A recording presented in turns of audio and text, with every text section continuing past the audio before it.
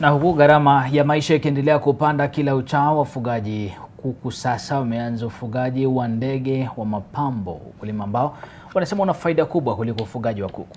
Mwanahabari wetu Ruth Sarmwe amemtembelea mmoja wa wakulima hao katika eneo la Naivasha, kaunti ya Nakuru, na anatusimulia jinsi ukulima huu umeleta faida kubwa kwa wakulima eneo hilo.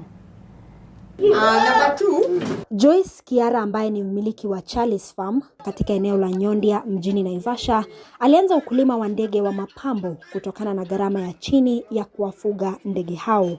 The reason as to why tulichagua kufanya hizi ukulima ni kwa sababu tunatumia the locally available material na tuna utilize the little space we have to the maximum.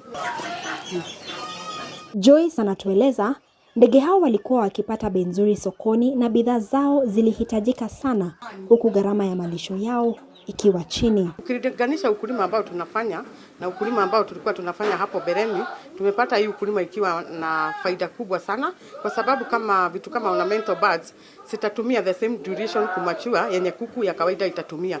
Lakini ule kuku utapata, tuko na kuku tunauza 15,000 pair moja, tuko na kuku tunauza mpaka 300,000 like peacocks, na utapata ya kwamba kuku wa kawaida nikimlea miezi 6 bado nitamuuza 1,000 na mtu atataka kubagain. Na kufikia sasa mkulima huyo anafuga ndege zaidi ya 300, zaidi ya mbuzi 100 na samaki zaidi ya 3,000 katika shamba hilo ambalo ni kiasi ya thuluthi ya ekari. Kando na gharama ya juu ya kununua vyakula, mkulima huyu bado anapambana na changamoto za kupata chanjo kwa ndege na mifugo wake na kuwajengea nyumba za kuwasitiri vyema.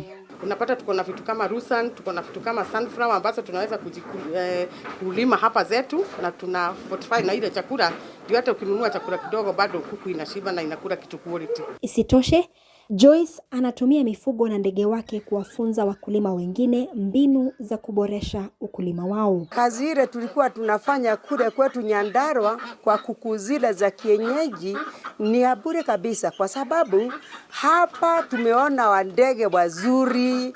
Hata kama mimi mzee namna hiyo, unaona siwezi nikisikia stress na angalia madege kwa vile yako wazuri. Na sisi wakina mama tumeamua wiki ingine ama mwezi ukiisha tutakuwa tumechukua kila mmoja ili na sisi tupeleke ukulima bora kule kwetu Nyandarua. Bi Kiara sasa anaomba serikali kumwezesha kufikia soko la kimataifa ili kupata wanunuzi zaidi.